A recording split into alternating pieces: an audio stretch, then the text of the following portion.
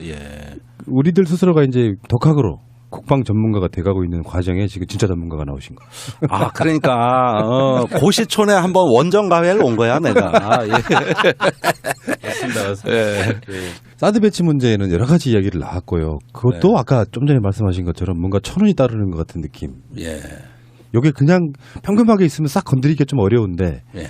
보고 누락 문제 같은 것들이 터지면서 지금 굉장히 방향성이 그쪽에서 원하지 않는 쪽으로 지금 흘러가고 있는 거지 않습니까? 그렇습니다. 예. 의원님의 어떤 인터뷰를 보니까 그 현재 그 국방에 관련한 그 관료들 뭐 국가안보실장이나 국방부 장관 이런 사람들이 대통령으로 인정하지 않는다 이런 이야기를 한 번 하신 적이 있더라고요.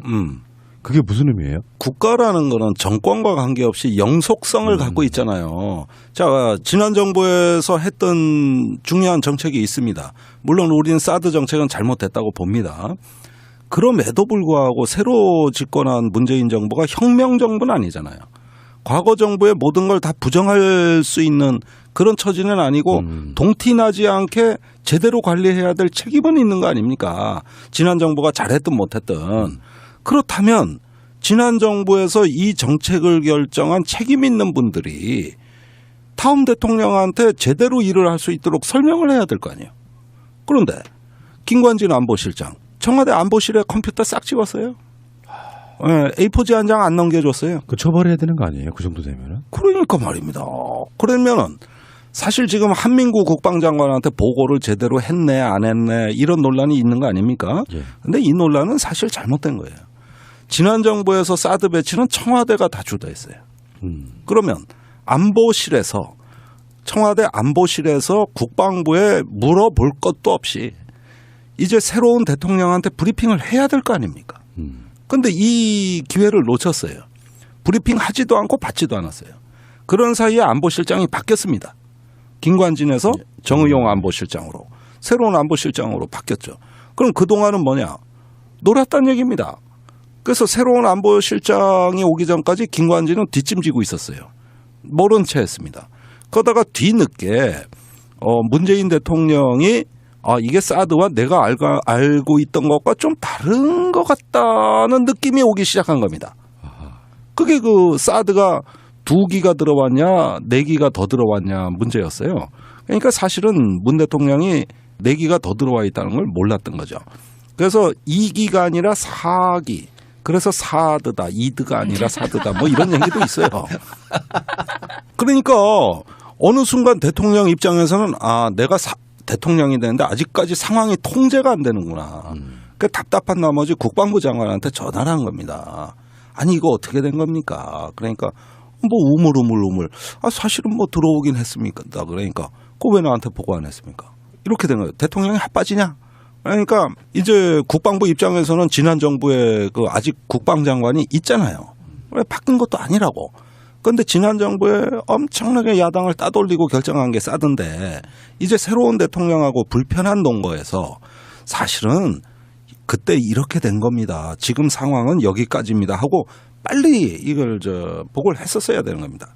그런데 문재인 대통령 지금 5월 초에 그 4대 강국에 특사 보낸 상황이고 그 4대 강국 특사 중에 미국, 중국 특사가 바로 사드 외교를 한 거고 그렇죠. 6월 지금 하순에 한미 정상회담이 예정돼 있고 거기서 사드 문제가 굉장히 뜨거운 주제가 될 가능성이 있고 그 본인이 지금 외교안보를 제일 먼저 착수해놓은 이 상황에서도 외교안보가 진행되는 이 상황에서도 제대로 된 브리핑을 안 했다는 게 이게 무슨 얘기냐. 이래가지고 국방부를 심하게 질책했습니다마는 그 이면에는 이런 걸 좀 제대로 파악하고 관리하라고 청와대 참모진을 강하게 질책한 뜻도 내포되어 있다고 봅니다. 의원님, 지금 강경화 외교장관 청문회 이후에 지금 보고서 채택 뭐 이런 것도 논란이 되고 있잖아요. 네. 악의적으로 보면은 자유한국당 쪽의 사람들은 현재 한미 정상회담이 6월 말에 있는데 이제 그 논리 아닙니까? 그러니까 전 정권이 임명한 외교장관을 데리고 첫 정상회담을 할 수는 없다. 이런 논리가 있는데 그래서 일부러라도 더 그게 꼬이게 만들려고 지금 자유한국당이 더 어깃장을 놓고 있는 측면이 없지 않아 있지 않아요? 그래서거나 아니건 자유한국당이 어깃장 놓는 건 거의 본성이기 때문에 예, 이건 뭐 어떤 꼬투리든 갖다 붙이기 나름이라고 봐요. 그런데 청문회가 만만치 않았어요. 누구를 날릴 거냐. 그러다 보니까 이제 김상조, 이거 뭐 많지 않고 또 경제부총리 김동연 이미 임명됐고요. 총리 임명됐고요. 또 표결에서 판판이 밀렸고요. 그러니까 누구를 정치적 희생양으로 할 것이냐. 그런데 때마침 강경화 외교부 장관이 발견이 됐죠. 우선 강경화 유엔 대사는 외교부의 순혈주의에서 나온 엘리트가 아니에요. 외무고시 출신도 아니고 외교부의 국장급 이상 간부들은 지금쯤 몹시 못마땅할 겁니다. 그러니까 이런 주류가 아닌 그런 새로운 외교장관이 왠지 미덥지 않고 그러면서 좀 한 방 날렸으면 좋겠는데 이런 어떤 에너지가 가득 차 있죠. 딜 이야기도 오늘 추경하고도 뭐 이 연계해서 하겠다 이런 얘기까지 나왔었잖아요. 그럴 가능성이 있습니다. 예. 그러면 지금 현재 그 이야기가 이렇게 곁들여지면은 이 오늘 추경이라는 게 국회에 와서 이거 통과시켜줘 하고 읍수하고 간 거잖아요. 엄밀히 따지면. 그렇습니다. 근데 그거랑 자유한국당이 지금 현재 강경화라든지 이렇게 얽혀 있는 문제를 같이 연계시켜서 할까요? 저는 그거는 청와대가 이제 강경화 외교부 장관 반드시 통과시키겠다는 입장이니까 그 점에서는 아마 전략적인 검토를 야당에서도 할 것인데 그러나 강경화 장관 후보자뿐만 아니라 어제도 줄줄이 발표됐기 때문에 그 정치적 희생양은 누가 될지 몰라요. 오히려 제가 생각하기에는 국방부 장관이 될 가능성도 있습니다. 그 이야기는 이따가 다시 한번 해주시고요. 예. 그러면 이제 사드로 다시 한번 돌아가서 네. 저희들의 시각은 이런 거예요. 사드는 사실상 효용성이 없는 무기다. 그리고 사실 써볼 일이 없는 무기잖아요. 네. 그건 지구의 멸망을 뜻하는 거에 좀 가까운. 그러니까 효용성도 없는 무기다. 실제로 북한의 핵무기용도 아니다. 뭐 여러 가지 이런 관점이 있는 것이고 진짜 문제는 문재인 대통령은 이제 절차적 문제를 속마음 같은 건데 핑계 삼아서 사드 배치를 안 하려고 하는 게 아닐까라는 약간의 의구심. 뭐 이런 것도 관점이 있는 것이고요. 있죠. 예, 의원님 입장에서는 이게 사드 문제의 가장 핵심 코어는 무엇이고 이걸 어떻게 풀어야 된다고 보세요? 역시 이거는 강대국 정치라고 봅니다. 그러니까 미중 간의 G2 시대에 가장 심각한 딜레마가 발생한 것이죠. 제가 지난 주말에 한중 전략대화 차 중국의 이제 전략가들 끝장 토론했어요. 9시간 동안. 그리고 미국의 또 태평양 사회 가서도 이 문제를 논의한 적이 있고 양국을 이렇게 대화하다 보면은 이 사드 문제에 대해서 뭐 우리한테 묻고 싶은 거는 이겁니다. 너 누구 편이냐? 누구 편이냐? 그러니까 중국의 어떤 압력에 흔들려서 사드 문제에 약해질 거냐? 한국에 대해서 이렇게 묻고 싶은 거고 미국은 중국은 우리가 한국에 들인 공이 얼만데 누구 편인지 얘기해라. 이렇게 해가지고 한국을 콕 집어서 양국이 들들들 볶아대는. 콕 집어서. 사실은 지들끼리 만나면 이 얘기 하지도 않아요. 아시다시피 4월에 시진핑 트럼프 정상회담이 있었는데 사드 얘기 나왔습니까? 지나가는 얘기 한마디였습니다. 안 나왔어요. 지들끼리는 얘기 안 해. 오로지 한국을 대상으로 두 강대국이 들들 볶아대는. 그냥 이런 양상으로 전개되고 있어요. 여기서 사드의 효용성 또 뭐 사드의 어떤 군사적인 어떤 전략적인 의미 가치 제가 얘기하려면 몇 시간은 얘기할 수 그렇죠. 있죠. 네. 그러나 이것을 앞세워서 사드를 앞세워서 이 들들 볶아대는 행태. 이제 미국은 그러다 돈 얘기까지 하지 않았습니까? 우린 공짜 밥상인 줄 알고 먹고 있었다고. 그러니까 돈 내고 사드세요. 그래서 사드요. 그래서 그러겠다고. 그래가지고 일단 반은 먹었잖아. 두 기는 들어오고 네 기는 뭐 오는다가 그거는 앞으로 오고 반은 그런데 이번에는 또 중국이 와가지고 저 문재인 대통령 들들 볶았어요. 그리고 나서 문재인 대통령이 아니 사드 철회는 아니고 평가를 해보겠다는 얘기다. 그러니까 엊그제 황구시보가 뭐라 그랬습니까? 문재인 대통령 장꾀 부리지 마라 그랬어요. 참 제가 이런 괴물 덩어리를 하나 한국에 들여놔가지고 뭔 개고생입니까 이게. 무슨 개고생이야. 순전히 제 마인드로만 보면은 쓸데도 없는 무기를 이놈들이 그냥 팔아먹은 거에 지나지 않는 어떤 것이 외교 문제로 비화가 되니까 푸는 사람 입장에서는 굉장히 절차적으로 여러 가지 정당성을 갖추면서 풀지 않으면 어느 한쪽한테는 얻어맞게 돼 있다. 근데 그래서 더 어떤 과정 자체가 푸는 게 더 어려워진 상황인 거잖아요. 어떻게 보면. 점점 어려워지고 있죠. 저는 문재인 정부가 조금 더 자주적으로 강하게 입장을 결정해야 된다고 봅니다. 지금 약간 절충주의적 입장에 들어가니까 주변국이 덜덜덜 볶아요. 이게 이제 제가 문재인 대통령에 대해서 조금 걱정했던 측면인데 선거 때 유지했던 전략적 모호성이라는 그 입장은 조금 선거 전술로서는 모르겠습니다만은 외교의 어떤 안보의 입장에서는 우리가 한반도 주변 상황을 주도하는 논리가 아니다. 그건 너무 수세적이다. 그래서 조금 그거를 더 적극적인 개념으로 바꿔줬으면 좋겠다. 이거 방송에서 여러 번 얘기했는데 지금 그 관성이 아직 남아있는 것 같고 물론 이해는 합니다. 아직 안보실의 진용이 덜 갖춰진 상태에서 사드 문제를 입장을 결정하기에는 너무 어려움이 있겠죠. 그러나 모호성을 좀 완화하고 줄여가면서 이제는 우리가 정말 한반도 주변 정세를 자주적으로 한번 주도해보겠다는 높은 수준의 결의는 나와야 될 것 같아요. 그러지 않으면 한미 정상회담 또 7월에 그 G20 정상회담 이렇게 가면서 국제사회에서 우리의 목소리가 자칫하면은 외면당하거나 주도권이 상실될 우려가 굉장히 큽니다. 그런 만큼 지금이 사드 문제에 대해서는 좀 결정하실 시점인데 그게 어렵다면 1년 동안 재검토해보겠다 이 얘기만 하는 걸로도 충분한데 또 한쪽에는 이제 바뀐 거 없다고 이 얘기를 하고 또 중국에 대해서는 또 좋은 메시지를 준비한 것처럼 하니까 주변국이 헷갈려하면 강대국은 약간만 기분 나쁘면은 이런 것들이 조금 모호하고 석연치 않다고 하면 공격이 들어와요. 그런 만큼 지금은 이제 입장을 정해야 될 시기라고. 근데 환경 영향 평가라고 하는 그 부분이 문재인 대통령도 뭐 하늘이 덮고 있다 이런 느낌이 들 정도로 묘한 시기에 보고 누락 사태가 터지면서 지금 환경 영향표 쪽으로 약간 미뤄둔 상태인 거잖아요. 네. 그러니까 환경 영향 평가에서 한 1년이건 2년이건 평가를 해봤더니 영향을 미치는 게 별로 없더라 이렇게 나올 수도 있는 거고. 물론입니다. 정반대로 굉장히 심각하다 하면 그걸 어떻게 통과시킬 수가 없는 부분인 거잖아요. 그런데 다른 게 있죠. 단순한 환경 영향 평가가 아니라 제대로 된 환경 영향 평가는 주민 공청회를 거치게 돼 있습니다. 그리고 제반 부지와 환경에 대한 검토를 다 하는 과정에서 주민들 참여가 이루어지고 문제점을 충분히 토의할 수 있는 민주적 절차라고 이해해 주셔야 됩니다. 그리고 제가 보기에 이제 사드 배치에 대한 군사적 합리성도 재검토할 여유를 갖게 될 것이다.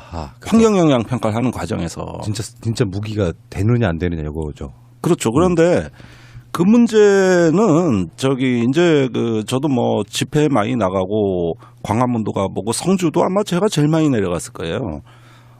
그런데 이제 우리가 사드를 반대하는 과정에서 백해무익한 무기라는 이야기를 많이 했어요. 그런데 사실은 이 세상의 무기 중에 백해무익한 무기는 없어요.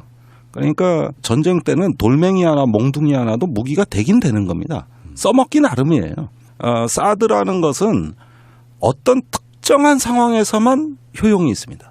굉장히 특정한 상황. 예를 들어서 이건 조금 설명을 드려야 될 것 같은데 우리가 괴물투수 유현진이 왜 무섭냐. 공이 빠르기 때문에 변화구가 좋으니까 그게 아니라 다 합쳐서 구종이 다양하기 때문에 굉장히 어떤 공을 던질지 모르니까 타자가 압박감을 느끼고 삼진을 먹는 겁니다.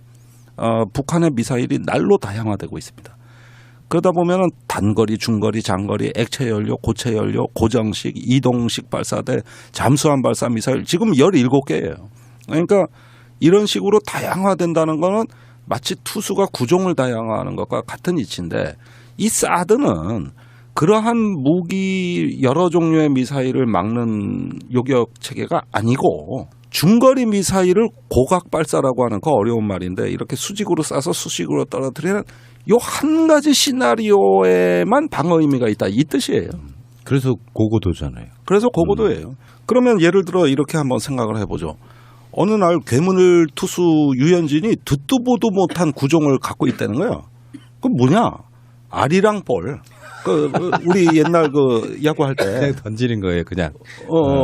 아무 뜻 없이 그냥 이렇게 높이 던지는 거. 그러니까 배트를 이렇게 휘두를 때 공하고 면적에 맞게 배트가 이렇게 둥글게 설계돼 있잖아요. 이걸 가져가지 말고 위에서 떨어지는 거에 적합하게 널빤지를 가져가서 이렇게 올려치자는 거지. 알이랑 볼 하나에. 그러면 그걸 갖고 나가면 그렇게 안 던지면 어떡할 거야?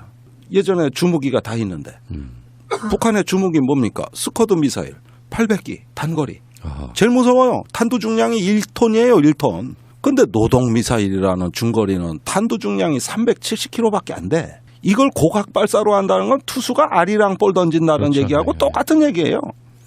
그 미사일은 본래 미사일은 개발한 목적이 있는 거예요. 노동미사일은 일본을 때리는 무기라고. 사정거리가 1300km 이상 나가요. 그러면 일본 전역의 주일 미군 기지가 타격권에 들어갑니다. 그걸 용도로 개발한 게 귀해 50발밖에 안 돼. 이 귀한 자원을 그러나 탄두 중량은 작은 위력이 약한 걸 한국을 때리기 위해서 고각 발사를 할 때 요때는 의미가 있다 이거예요. 근데 그럴 해야 될 이유가 없잖아요. 그러니까 이게 무슨 괴담처럼 퍼지면서 사드 배치의 정당성이 부여된 겁니다. 그런데 이걸 또 다층적 미사일 방어 체계라고 해서 다른 것도 있다, 뭐 패트리어트도 있고 뭐도 있다고 얘기는 해요. 그래서 이걸 다 하나의 어떤 방어망을 촘촘하게 구성하자 이 얘기인데 그래봤자 서울 방어 안 되잖아요. 그렇죠. 그래봤자 수도권의 속수무책이잖아요. 이 핵에 대해서 그걸 막는 갑옷을 갖는다는 거는 꿈 같은 얘기죠. 그런 걸 갖다가 옛날같이 미소 간의 대륙 간의 어떤 탄도미사일 방어에 나오는 전략 개념을 이렇게 인접한 남북한이 거의 붙어 있는 건데 여기에다 적용한다는 거는 사실 군사적인 합리성이 결여된 것이죠. 사드 엑스밴드 레이더 이 이야기는 제가 처음에 원래 김종대 의원님 그 의원님 되시기 전에도 들었던 이야기예요. 엑스밴드 레이더 이야기는. 근데 그 성주에 설치하는 건 또 전 세계 최초로 내리군량하고 있는 거잖아요. 바닷가에 있는 게 아니라 내리군량하고 있어서 그렇죠. 예. 직접적인 그게 이제 환경 영향 평가의 어떤 핵심이 될 수도 있고. 네. 그러면은 환경 영향 평가 하겠고 뭐 하려면 문재인 대통령 스타일로 보면 이제 성주 주민들하고 진짜로 공청회를 하실 수도 있고 하겠다고 네. 하면 그리고 실제로 어떤 환경 영향을 미치는지도 봐야 될 것이고 나머지 부분 무기로서의 효용성 부분 같은 경우도 어떤 식으로 검증할 수 있을까요? 굳이 하자 그러면? 지금 저 북한의 위협 막으려면 바빠요. 바쁩니다. 장사정포에다가 네. 각종 단거리 미사일에다가 뭐하다. 우리가 지금 고고도 방어에 신경 쓸 틈이 없는 나라라고. 그런데 여기에다 목숨을 걸어. 여기에다가. 그러니까 이래다가 또 잠수함 발사 미사일 나오면 뒤에 와서 때린다는 얘기예요. 사드는 앞에만 봐. 120도 각도. 좌우 60도씩. 그러면은 아니 이런 식으로 안보를 하자 그러면은 끝이 없죠. 밑 빠진 독에 물 붓기죠. 그러니까 그 자체 어떤 특정한 시나리오만을 가정으로 했을 때는 백해무익하다고 얘기할 수 없죠. 의미가 있는 거예요. 우리가 기다리는 대로 정해진 대로 고각 발사만 해준다면은 이 방어 체계는 의미가 있는 겁니다. 왜 의미가 없습니까? 근데 그 자체가 비합리적이라 이거예요. 그 자체가. 그래서 안보라는 걸 그런 식으로 하자면 군사력 소요라 그럽니다. 전문 용어로. 그 무기 소요를 갖다가 그런 식으로 한다면은 그것처럼 짜임새 없고 비합리적인 안보가 어디 있습니까? 그런 식으로는 도대체 어디까지 무기를 들여와야 됩니까? 아유, 그러니까 그게 이제 그때 이야기가 좀 나올 것 같은데 국방개혁이라고 하는 게 이따 효용성도 좀 떨어지고 알고 보면 우리들도 기동량이 많아서 실제로 사드무라고 하는 것이 한국을 북핵으로부터 지키기 위한 무기가 아니라 로키트 마틴과 연관성이 있다라고 이야기하는 사람들이 많지 않습니까? 그쪽 회사 제품이니까. 예. 의원님은 어떤 시각으로 보세요? 그게 어떤 그 정도의 커미션 같은 것들이 연결돼 있는 의혹이 있다고 보세요? 아니면은 그냥 그건 아니다라고 보세요? 그 얘기가 최순실 게이트 때나 이 결정될 당시부터 많이 나돌던 말이죠. 아무것도 입증된 건 없어요. 그런데 저는 굳이 그렇게 보지 않습니다. 이렇게 어떤 전략 자산을 갖다가 외국에 배치할 때는 미국의 대통령, 국방장관, 태평양 사령관 또 전직 외교안보 관리들이 다 나서서 한국에 대해 압박을 행사하는 건데 이건 굳이 무슨 최순실이나 린다긴 같은 에이전트를 끼우지 않아도 여러 가지 어떤 국가의 고차원적인 레벨에서 다 이루어지는 것이기 때문에 굳이 락히드나 이런 어떤 그 최순실 게이트하고 연결지는 건 조금 논리적인 비약이 있다고 봐요. 사실 입증된 건 없어요. 그런데 이제 단지 우리가 락히드에 너무나 많은 특혜를 줘왔던 건 사실입니다. 예컨대 F-35 스텔스 전투기 도입이라든가 또는 이지스 전투체계 이런 한국군의 핵심 도입 덩어리가 큰 거 이게 다 로키드 제품이에요. 근데 이번에 또 로키드에 사드가 들어온다 그러니까 아니 미국의 한 개 회사가 대한민국 안보를 다 장악하고 있는 건데 이런 점에서 이게 정상적이냐 이게 과연 정상인가 이게 나라냐 이런 의문은 있을 수가 있는 것이죠. 사드 도입 과정에서 사실 주도했던 사람이 김관진 안보실장이었잖아요. 근데 그 사람이 FX 사업도 거의 주도했던 인물이고. 그렇습니다. 그러면은 우리들 입장에서는 합리적으로 의심할 수 있죠. 예. 이 사람은 락히드 마틴의 로비스트가 아닐까 이런 느낌도 좀 들지 않고 그런 느낌이 전혀 없습니까? 거의 록히드의 하수인처럼 사실상 행동했죠. 그런데 그 록히드의 하수인은 이미 한국의 안보실장이 하수인하기 전에 미국 정부 자체가 하수인입니다. 그걸 그대로 내려받는다. 미국이 군산복합체의 나라인데 특히 락히드 같은 경우는 미국 1위의 방산업체면서 미국의 모든 군사력 소요, 그 무기 도입의 그 개념과 그 규모와 이런 것들을 록히드 도움 없이 미 국방부가 단독으로 계획 수립을 못합니다. 그 정도로 미 국방부를 압도하는 업체입니다. 특히 락히드의 그 특수개발팀 같은 경우는 전 세계에 거의 유일무이하다 할 정도로 전 세계 군사기술의 황제적인 어떤 지위를 점하고 있습니다. 만일에 외계인이 태양계에 온다면 태양계는 락히드가 지배하는 천체로 이해할 겁니다. 그 보십시오. 화성에 보냈지, 달에 보냈지, 명왕성에 그거 행성 아니라는 거, 그 위성 보내서 알았지. 태양계 곳곳에 락히드 마틴이 찍혀 있는, 마크가 찍혀 있는 게 다 지배하고 있잖아요. 그러니까 이 회사의 특수개발팀 같은 경우는 거의 미 국방부의 정책을 좌지우지하는 이런 정도의 어떤 그 기술력과 그 영향력을 갖고 있고, 또 그런 업체가 미 국방부를 움직이는 그 막강한 영향력과 또 고용 창출, 그 조립 라인이 많으니까 이런 데서 황제라면, 락히드가 황제라면 보잉사는 왕 정도 되는 이런 정도의 지위를 갖고 있습니다. 그리고 우리가 박근혜 정부 들어와서 락히드가 싹쓸이했다 그러지만은 또 그 전에 김대중 노무현 대통령 때는 보잉사가 또 싹쓸이했어요. 그러니까 이거보단 규모가 작은 거지만은, 그래서 이렇게 보잉사와 락히드가 번갈아 가며 먹으면서 한국 시장을 분할해 왔습니다. 그런데 우리가 뭐 김관진 실장이 락히드 회장을 만나서 뭔 로비를 받고, 이게 이제 진보가 즐겨 쓰는 어떤 추론인데, 저는 그다지 그걸 뭐 신뢰하지 않는 이유는 그렇게 안 해도, 그렇게까지 안 해도, 무리수를 안 둬도 이미 미국 정부의 영향력권에 들어간 그런 상황에서는 그렇게 노골적으로 할 필요조차도 없다. 알아서 기는데. 네, 록히드 마틴과 미국 정부를 다시 동일체로 본다고 하면 굳이 직거래 할 이유는 없다, 이렇게 저는 이해할게요. 네. 사드 배치 문제에 대해서는 이제 이게 일단은 좀 조금은 잠복을 하겠죠. 일단 이렇게 정부에서 이야기해놓고 있으니까. 그런데 이제 주변국이 더 들들 복화되지 않습니까? 결과 도출함이 있어서 영향을 행사하는 거잖아요. 그렇죠. 중국은 조금만 더 압력을 넣으면 쓰러뜨릴 수 있다고 보고 있고, 또 미국은 이러다가 이상해지는 거 아니냐 이러면서 한마디로 말해서 미중 양국을 갖다가 거의 그 아주 그 좀 편집증에 가까운 상태로 몰아놨어요. 그래도 그들 입장에서는 잠깐만 기다려봐, 우리 절차적 민주주의도 있고 환경 영향 평가도 있고 이렇게 해서 약간 밀어넣을 수 있는 한숨을 일단 돌렸다고 보는데요. 예, 그 점은 문재인 정부의 필요성 때문입니다. 이게 뭐 통제되지도 않은 가운데 막 흘러가고 있으니까 일단은 스톱을 시켜야죠. 그런 점에서 환경 영향 평가는 매우 적절하고 합리적인 명분이 됐다고 봐요. 문제는 그 다음이라는 거예요. 자, 그렇게 해서 일단 재생 버튼을 스탑시켜 놨다고. 그러면은 이걸 다시 재생시키기 전에 우리 계획이 있어야 되거든요. 우리 계획이 작성이 돼야 되는 거예요. 이게 문제예요. 그런데 제가 뭐 민주당에 대해서 쓴소리를 할 수밖에 없는 게, 우원식 그 원내대표가 선출된 직후에 첫 일성이 사드 국회 비준동의입니다.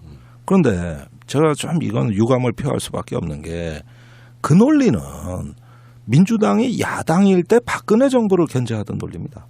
실제 여당이 돼서 사드 국회 비준동의 하려면 어떻게 돼야 되느냐. 법적으로 문재인 정부가 트럼프 행정부와 사드 배치 협정을 맺어야 됩니다. 그다음에 비준은 우원식 대표는 이게 한 단어로 알고 있더라고, 비준 동의를. 비준은 대통령이 하는 거예요. 그런 다음에 국회에 동의서를 보내는 겁니다. 이게 비준 동의인데 대부분의 사람들이 잘못 알고 있어요. 그러면 국회 비준 동의를 받겠다는 뜻은 뭡니까? 미국하고 사드 배치 협정 맺겠다는 뜻 아닙니까? 그러니까 과거에 박근혜 정부 얘기할 때는 그냥 배치하지 마라. 협정 맺고 배치해라. 그러면 국회에서 우리가 동의권을 행사하겠다. 이거였단 말이에요. 그런데 여당이 됐는데 문재인 정부가 왜 협정을 체결하지? 지금 검토를 해서 입장을 정해야지. 그래서 이런 부분이 아직까지 민주당이 야당의 관성으로 이야기하는 거고 이 정확한 그 개념을 이해를 못하고 있어요. 지금은 국회 비준동의 얘기를 하면 안 되는 것이죠. 아, 그렇죠. 네. 그런 결과들이 다 나온 뒤에 나올 수 있는 이야기 같고요. 그렇습니다. 자, 알겠습니다. 사드 배치 문제 어렵지만 그래도 제가 의원님하고 인터뷰하면서 지금 약간 더 느껴졌어요. 그러니까 의원님 다음에 사드 전문가가 저거든요. 우리나라에서. 제야에. 대표 정말. 사드 얘기를 하도 많이 해서 사디스트가 됐거든. 그러니까 사디스트 모임을 하나. 미국에서 사드라 뭐 이런 거. 어쨌든간에 이거 어려운 문제이긴 하지만 또 뭐 진정성 있게 뭔가 이렇게 국민들 뜻을 모으다 보면은 좋게 풀리는 게 좀 있을 수 있다고 보는데. 좀 풀 수 있다고 봅니다. 예, 충분히 할 수 있습니다. 그리고 국제적인 상황 자체가 완전히 바뀔 수도 있다고 생각해요. 뭐 트럼프가 또 한핵이 정말 돼버린다든지 뭐 여러 가지 조건들. 네, 그럴 수도 있고. 아니 제 생각에는 이거예요. 네. 이건 문재인 대통령의 기본 생각은 우선 환경영향평가나 준법 절차를 지키면서 사드를 충분히 검토할 시간적 여유를 확보하고 그 사이에 미국하고 대화할 내용은 북한의 핵을 동결하는 대북 대화와 협상, 북한 문제에 대한 한미 간의 공통 입장을 정하겠다. 사실 북한의 핵 문제가 저렇게 막가지만 않아도 동결만 돼도 사드는 필요 없잖아요. 그렇죠. 그러니까 결국 이 문제의 출발점은 북한 핵이라고 보는 겁니다.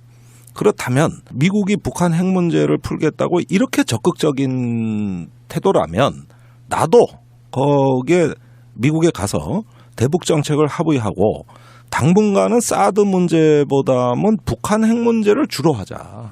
그래서 사실 어느 순간에 북한 핵에 대한 대화와 협상이 시작이라도 되면 그러면서 북한의 핵을 동결할 수 있는 전략 목표가 가시권에만 들어온다면 그때는 사드 문제를 더 편하게 결정할 수 있는 여건이 창출되기 때문에 문제를 푸는 순서를 사드 하나만 봐선 안 풀린다고 본 겁니다. 이것만 봐선 안 풀리는 거예요.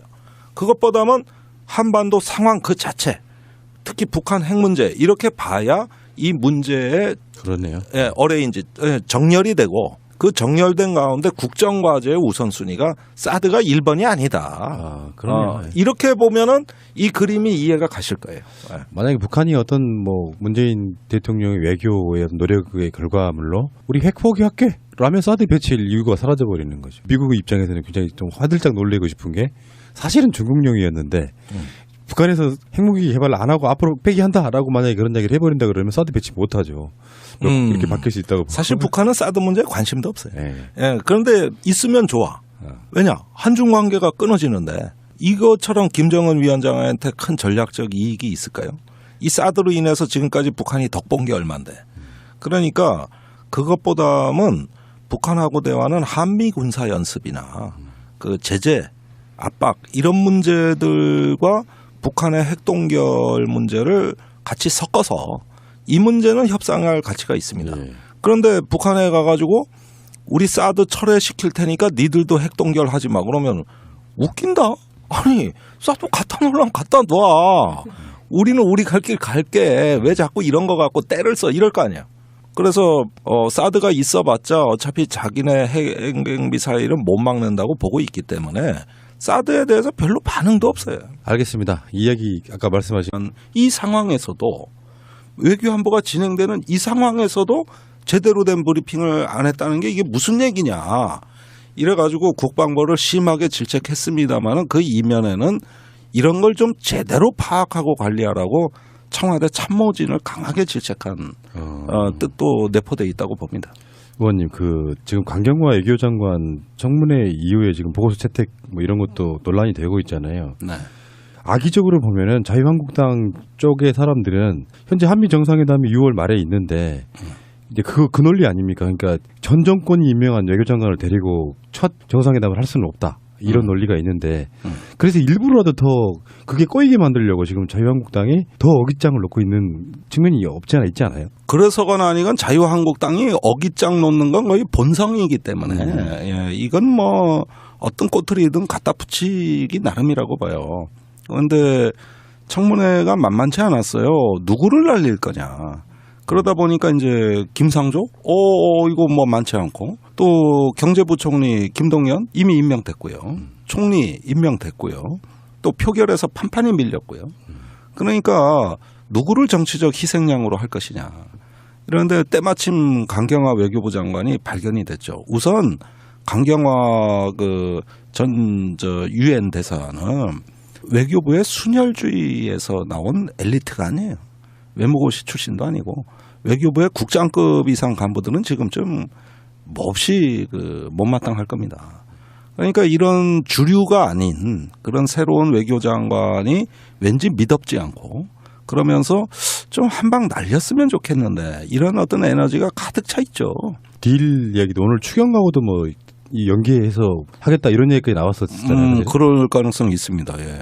그러면 지금 현재 그 이야기가 이렇게 곁들여지면은 이 오늘 추경이라는 게 국회에 와서 이거 통과시켜줘 하고 읍수하고 간 거잖아요. 엄밀히 따지면. 그렇습니다. 근데 그거랑 자유한국당이 지금 현재 강경화라든지 이렇게 얽혀 있는 문제를 같이 연계시켜서 할까요? 저는 그거는 청와대가 이제 강경화 외교부 장관 반드시 통과시키겠다는 입장이니까 그 점에서는 아마 전략적인 검토를 야당에서도 할 것인데 그러나 강경화 장관 후보자뿐만 아니라 어제도 줄줄이 발표됐기 때문에 그 정치적 희생양은 누가 될지 몰라요. 오히려 제가 생각하기에는 국방부 장관이 될 가능성도 있습니다. 그 이야기는 이따가 다시 한번 해주시고요. 예. 그러면 이제 사드로 다시 한번 돌아가서 저희들의 시각은 이런 거예요. 사드는 사실상 효용성이 없는 무기다. 그리고 사실 써볼 일도 없는 무기잖아요. 네. 그건 지구의 멸망을 뜻하는 거에 좀 가까운. 그러니까 효용성도 없는 무기다. 실제로 북한의 핵무기용도 아니다. 뭐 여러 가지 이런 관점이 있는 것이고 진짜 문제는 문재인 대통령은 이제 절차적 문제를 속마음 같은 건데 핑계 삼아서 사드 배치를 안 하려고 하는 게 아닐까라는 약간의 의구심. 뭐 이런 것도 관점이 있는 것이고요. 있죠. 예, 의원님 입장에서는 이게 사드 문제의 가장 핵심 코어는 무엇이고 이걸 어떻게 풀어야 된다고 보세요?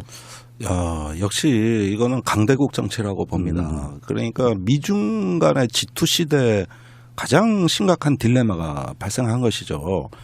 제가 지난 주말에 한중 전략대화 차 중국의 이제 전략가들 끝장 토론했어요. 9시간 동안.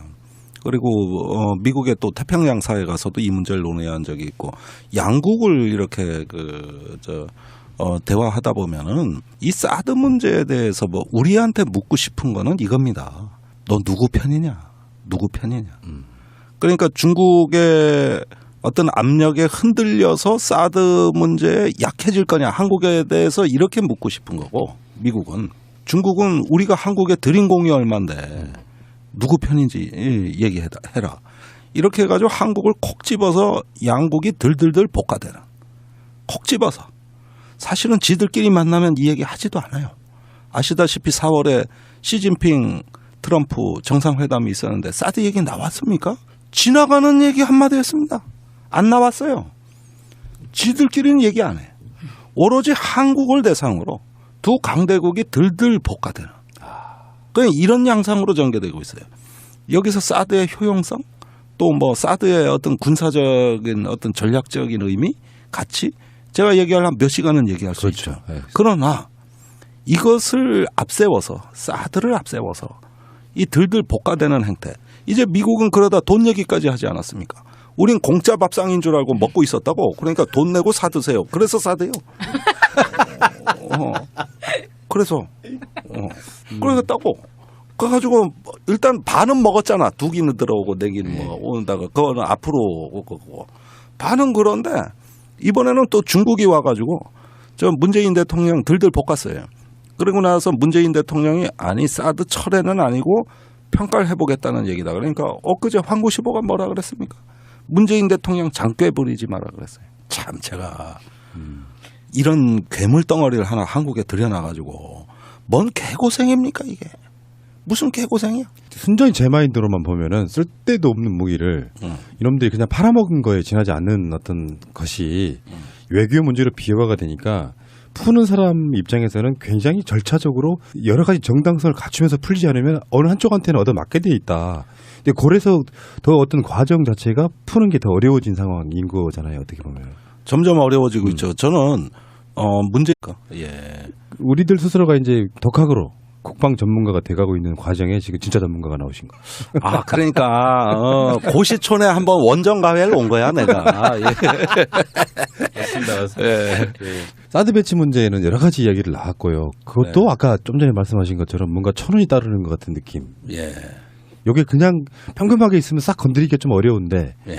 보고 누락 문제 같은 것들이 터지면서 지금 굉장히 방향성이 그쪽에서 원하지 않는 쪽으로 지금 흘러가고 있는 거지 않습니까? 그렇습니다. 예. 의원님의 어떤 인터뷰를 보니까 그 현재 그 국방에 관련한 그 관료들 뭐 국가안보실장이나 국방부 장관 이런 사람들이 대통령으로 인정하지 않는다 이런 이야기를 한 번 하신 적이 있더라고요. 그게 무슨 의미예요? 국가라는 거는 정권과 관계없이 영속성을 갖고 있잖아요. 자, 지난 정부에서 했던 중요한 정책이 있습니다. 물론 우리는 사드 정책은 잘못됐다고 봅니다. 그럼에도 불구하고 새로 집권한 문재인 정부가 혁명 정부는 아니잖아요. 과거 정부의 모든 걸 다 부정할 수 있는 그런 처지는 아니고 동티나지 않게 제대로 관리해야 될 책임은 있는 거 아닙니까? 지난 정부가 잘했든 못했든. 그렇다면 지난 정부에서 이 정책을 결정한 책임 있는 분들이 다음 대통령한테 제대로 일을 할 수 있도록 설명을 해야 될 거 아니에요. 그런데 김관진 안보실장 청와대 안보실에 컴퓨터 싹 집었어요. A4지 한 장 안 넘겨줬어요. 그 처벌해야 되는 거 아니에요? 그 정도 되면은? 그러니까 말입니다. 그러면은 사실 지금 한민구 국방장관한테 보고를 제대로 했네 안 했네 이런 논란이 있는 거 아닙니까? 그런데 이 논란은 사실 잘못된 거예요. 지난 정부에서 사드 배치는 청와대가 다 주도했어요. 그러면 안보실에서 청와대 안보실에서 국방부에 물어볼 것도 없이 이제 새로운 대통령한테 브리핑을 해야 될 거 아닙니까? 그런데 이 기회를 놓쳤어요. 브리핑 하지도 않고 받지도 않았어요. 그런 사이에 안보실장이 바뀌었습니다. 김관진에서 정의용 안보실장으로 새로운 안보실장으로 바뀌었죠. 그럼 그동안은 뭐냐? 놀았다는 얘기입니다. 그래서 새로운 안보실장이 오기 전까지 김관진은 뒷짐지고 있었어요. 모른 채 했습니다. 그러다가 뒤늦게 문재인 대통령이 이게 사드와 내가 알고 있던 것과 좀 다른 것 같다는 느낌이 오기 시작한 겁니다. 그게 그 사드가 2기가 들어왔냐 4기가 더 들어왔냐 문제였어요. 그러니까 사실은 문 대통령이 4기가 더 들어와 있다는 걸 몰랐던 거죠. 그래서 2기가 아니라 4기. 그래서 사드다. 이드가 아니라 사드다. 뭐 이런 얘기도 있어요. 그러니까 어느 순간 대통령 입장에서는 내가 대통령이 되는데 아직까지 상황이 통제가 안 되는구나. 그 답답한 나머지 국방부 장관한테 전화를 한 겁니다. 아니 이거 어떻게 된 겁니까? 그러니까 뭐 우물우물. 사실은 뭐 들어오긴 했습니까? 그러니까 그거 왜 나한테 보고 안 했습니까? 이렇게 된 거예요. 대통령이 핫빠지냐? 그러니까 이제 국방부 입장에서는 지난 정부에 그 아직 국방장관이 있잖아요. 왜 바뀐 것도 아니라고. 그런데 지난 정부에 엄청나게 야당을 따돌리고 결정한 게 사드인데 이제 새로운 대통령하고 불편한 동거에서 사실은 그때 이렇게 된 겁니다. 지금 상황은 여기까지입니다 하고 빨리 이걸 보고를 했었어야 되는 겁니다. 그런데 문재인 대통령 지금 5월 초에 그 4대 강국에 특사 보낸 상황이고 그 4대 강국 특사 중에 미국, 중국 특사가 바로 사드 외교를 한 거고 그렇죠. 6월 지금 하순에 한미 정상회담이 예정돼 있고 거기서 사드 문제가 굉장히 뜨거운 주제가 될 가능성이 있고 그 본인이 지금 외교안보를 제일 먼저 착수해